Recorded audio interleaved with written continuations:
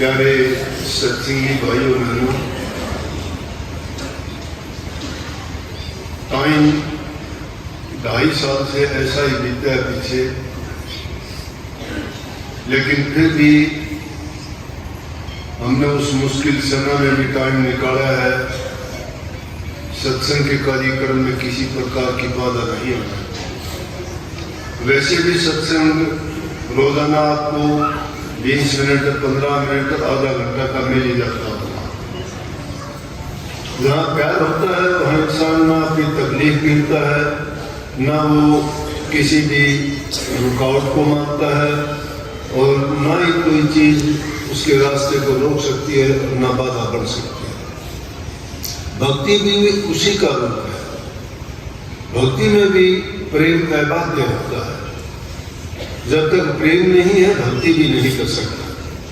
प्रेम जहाँ हो जाता है वह विश्वास अपने आप होता है। जब विश्वास नहीं होता वह प्रेम भी नहीं होता, प्रेम नहीं होता वह भक्ति नहीं होती। क्यों कि विश्वास जब हो जाता है और प्रेम होता है तो प्रेमी में कोई कमी नहीं देखता कभी भी।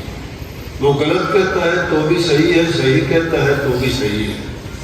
उसकी बात ही उसके लिए एक मंत्र का काम करती है, वही बात उसको मान्य होती है। जब उसमें दुई नहीं रह जाती, वही भक्ति का सच्चा प्रारूप है। इसीलिए कबीर साहब जैसे संतों ने भक्ति की तुलना कैसे की? गुरुमुखों को किन के बराबर लगाया? पतिव्रता स्त्री के बराबर लगाया। उस सूरवीर के बराबर लगाया जो युद्ध के मैदान में जाके दुश्मन के सामने लड़ाई करता है। वो अपने परवाह किए बिना चाहे उसका शरीर कट के टुकड़े टुकड़े होकर गिर जाए, लेकिन वो पीछे मुड़ के नहीं देखता। लेकिन जिनको भूख होती है संसारिक पदार्थों की, इंद्रियों की, रसों की, या जो मान बढ़ाई और लालच और स्वार्थ में फंसे होते हैं, भक्ति उनके लायक नहीं। वो भक्ति के रास्ते पे चल ही नहीं सकते। और ऐसे व्यक्ति अगर कुछ दिन दिखावे के लिए आ भी जाते हैं तो थोड़े दिन के बाद में वो चले भी जाते हैं। भक्ति का तरीका और इसकी चाल बहुत धीमी है, और जो धीरे धीरे करके आता है वही सफाई होता है। जो फटाफट आया वो फटाफट चला भी जाता है, वो नहीं रुकता। क्यों कि एक दिन में कोई कार्य नहीं हो सकता। ये जीवन पर्यंत का साधन है। पूरी जिंदगी भर जो काम करना है उसके लिए जल्दी किस बात की?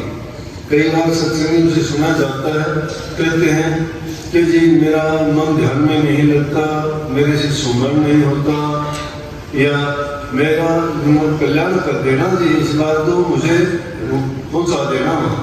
हाँ, इस बात में कोई संदेह नहीं है। रेलवे स्टेशन बैठा हुआ बाबू आपको टिकट दे देगा, आपको पीठ पर बैठा के आगे नहीं लेके जाएगा। ले जाने वाली रेल है वो सत्संग। टिकट नाम की आपको दे रखी है। मंजिल पे पहुंचने के लिए प्रयास तो आपको करना पड़ेगा।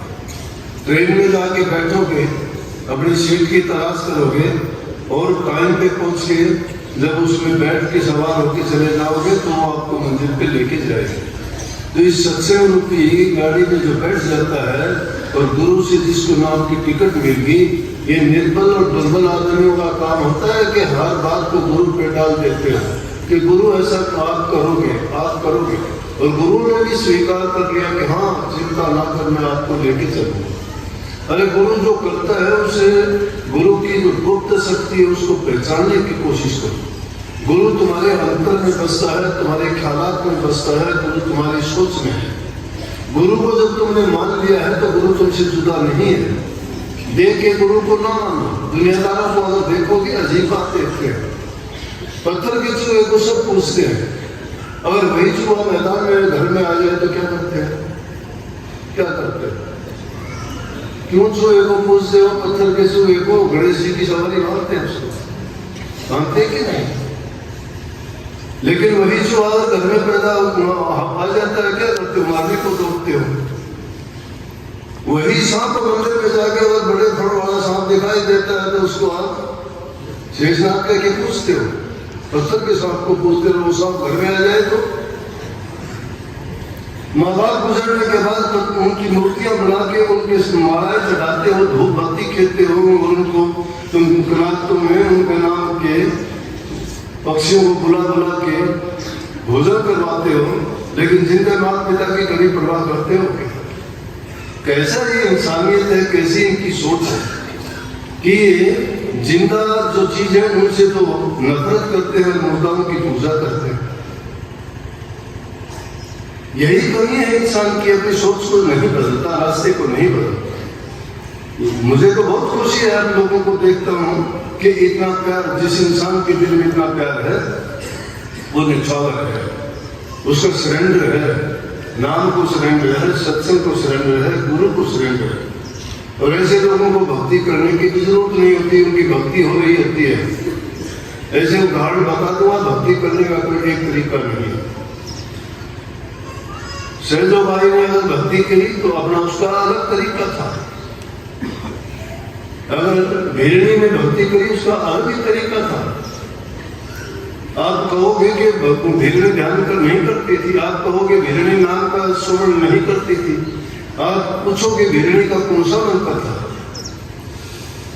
भेड़नी का एक ही मंत्र था, गुरु ने ये बताया था श्री रामचंद्र जी आएंगे, उसी का मनन किया, उसी को अपने हृदय में पक्का कर लिया। रामचंद्र जी आएंगे, रामचंद्र जी उनके ख्यालात में, उनके विचार में, उनके जीवन में, उनके सोने उठने जागने में, हर काम में उसको यही था कि गुरु ने कहा है, गुरु का वचन झूठा नहीं होता। आज गुरु अगर कहता है तुम्हारे हित की, अगर हम कोई काम करते हैं गुरु कहता है नहीं भाई ये काम तेरे लायक नहीं है, लेकिन हम क्या करते उस काम को करते ही जाते कि गुरु ने तो ऐसे ही कह दिया, गुरु मेरे से ज्यादा थोड़ा जानता है।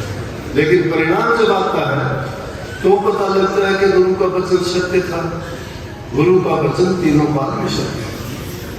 वो सत्य की वजह से अभी ये वाणी में कह रही थी, मैं वैसे तो कहता तो अलग बात थी कि उसमें आया कि अगम के वासी कह दिया, अनामी के वासी कह दिया।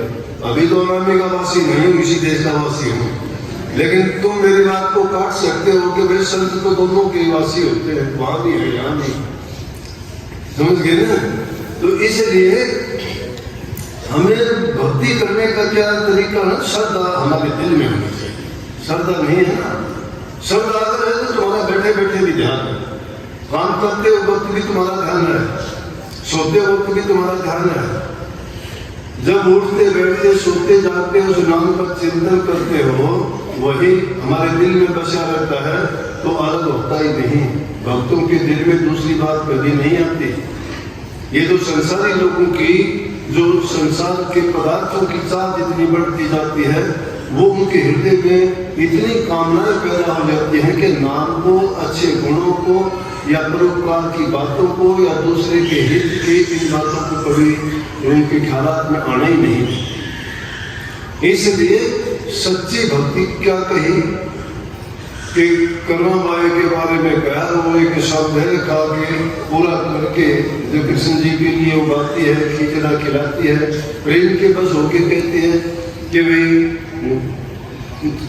थाली भर के जाई खिचड़ो, ऊपर घी की बाट की, जिम्हारा समधनी जिम्हावे बेटी, जाट की रे कर्मा बेटी जाट की। थाली भर के खींच कर लेके जाती है, उसका दादा था राजस्थान की थी कर्माबाई, वो कभी जगन्नाथपुरी में गए थे, वहां कृष्ण जी की मूर्ति ले आए थे, वो जाके घर में रख के उनकी पूजा करते थे। उसको देख के अपने दादा को वो भी उनमें पूरा यकीन और विश्वास करती थी। दादा को कहीं बाहर जाना पड़ गया तो कर्माबाई की जिम्मेवारी लगा दी कि दादा मुझे पता है आप कैसे जो पूजा करते थे, मैं कर दूंगी, आप गाँव जाओ कोई बात नहीं। उसको पूरा नहीं पता था, भोग लगाते हुए देखती थी, वो कहाँ से ले गए।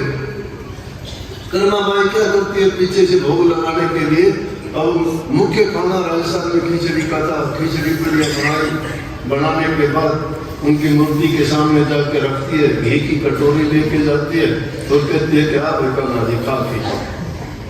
उसने तो सोच रखा था ये रोजाना खाता है तो आज नहीं खाएगा, वो कहाँ खाएगा, नहीं खाएगा।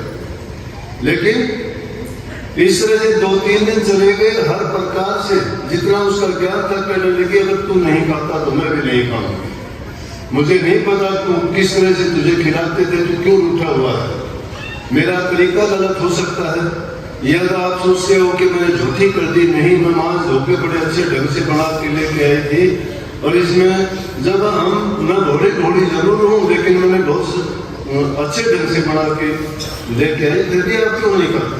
और आखिर में जब सारी बात होगी और जब सोच लिया कृष्ण जी ने कि खानी पड़ेगी, आखिरकार वो प्रकट होकर उन्होंने खिचड़ी खाई।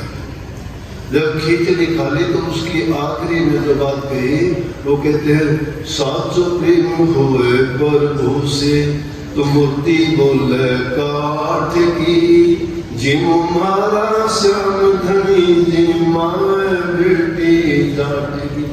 अगर सच्चा प्रेम होता है तो काठ की मूर्ति भी आके प्रकट होके बोलती।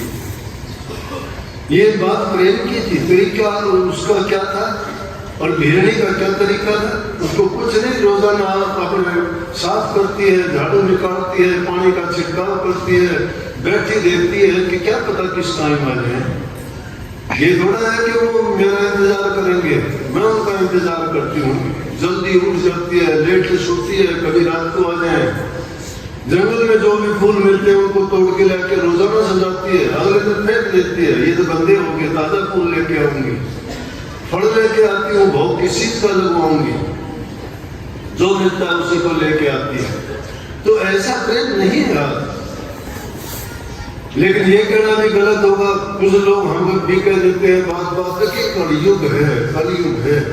कलयुग किन लोगों के लिए है? जिनके बुरे विचार बुरे ख्यालात उनके लिए कलयुग। जिनके अच्छे विचार हैं, पवित्र आत्मा है, सद्गुण जिनमें हैं, प्रभु की भक्ति जो करते हैं, दूसरों का हित करते हैं, किसी की निंदा नहीं करते, चुगली नहीं करते, बुराई नहीं करते, पाप कर्मों में नहीं है, भ्रष्टाचार नहीं करते, किसी जीव को नहीं सताते, बूढ़े बुजुर्ग माँ बाप की सेवा श्रद्धा करते हैं, दूसरों का हित सोचते हैं, किसी कोई लोभ लालच में पड़ के किसी का नुकसान करने का जो प्रयास नहीं करते, वो सती हुई है। वो तो जीते जी उन्होंने सब कुछ प्राप्त कर लिया, सब कुछ देख लिया है, इस जीवन से आगे कुछ नहीं है। इसी में इंसान जो करता है, जीवित समझो, जीवित बूझो, जीवित मुक्ति निवासा, मोहि मुक्ति बतावे गुरुआ धोखा दे विश्वासा। जीते जीत सब कुछ तुम्हारे सामने है।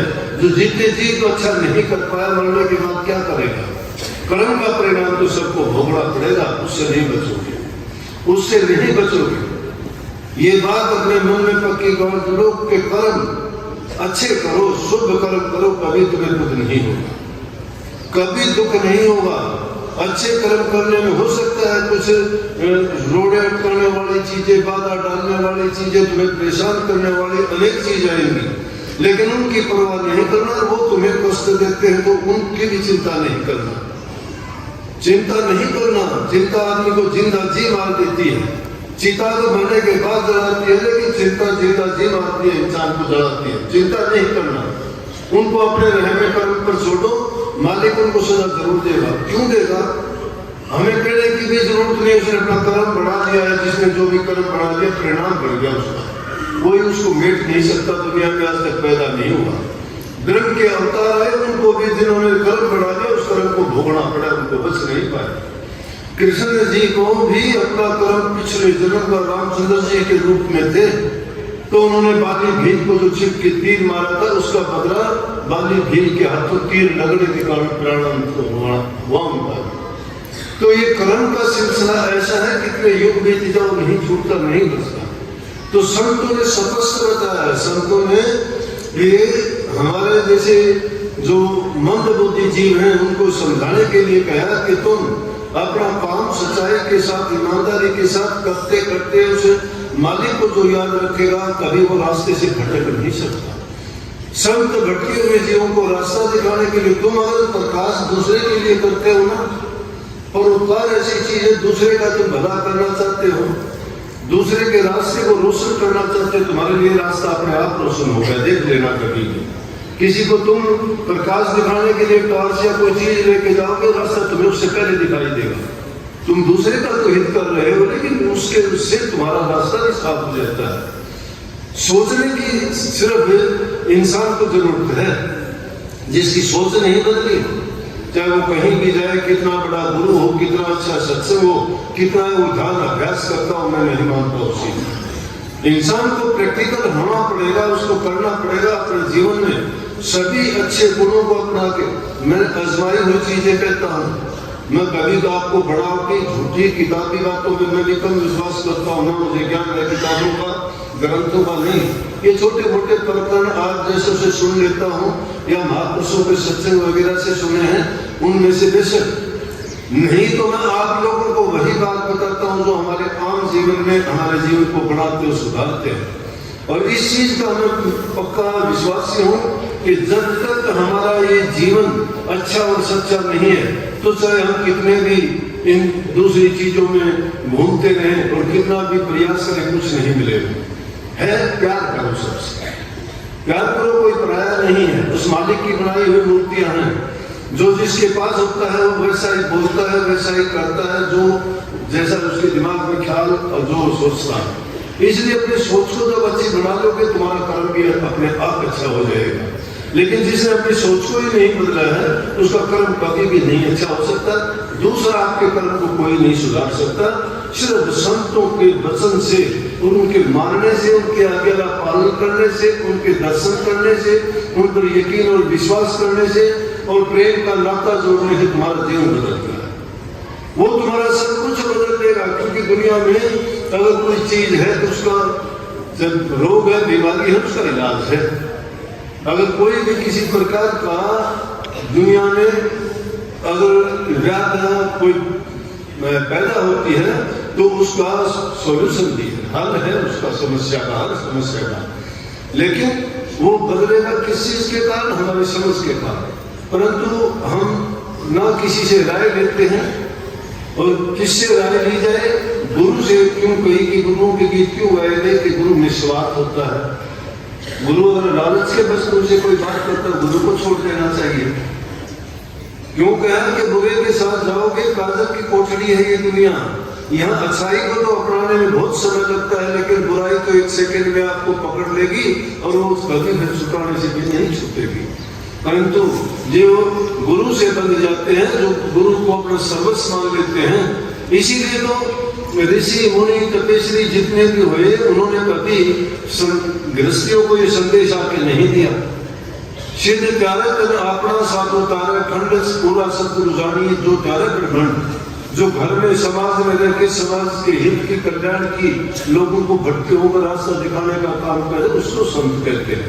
और संत जीवों को सुधार के उनके घर पहुंचाने का इंतजाम और प्रबंध करते हैं। उसका तरीका है नाम भक्ति, और नाम भक्ति में जीवों को लगा के पाप कर्म छुटवा के सदकर्म करवा के उन जीवों का कल्याण करते हैं। तो थोड़ा समय था, एक थोड़े से ही समय में भाई मैंने आपको बात जो कही है, अगर मानोगे तो बहुत कुछ कह दिया, सब कुछ इसी में आ जाएगा। अगर जो नहीं मानने वाला उसको सारी जिंदगी कहूंगा तो भी नहीं मानोगे। लेकिन मान लोगे ना, जहां मान लोगे, जहां ठहर जाओगे, वहीं तुम्हारा सब कुछ है। जहां मान जाओगे, जहां रुक जाओगे, वहीं ठिकाना है। वहीं टिक जाने का मतलब अपने विचार और ख्यालात को अपने मन के अंदर शिथिल करो। अच्छा सोचो, अच्छा करो, अच्छा पाओगे। सबको बहुत बहुत आशीर्वाद। सुबह बोलो शाम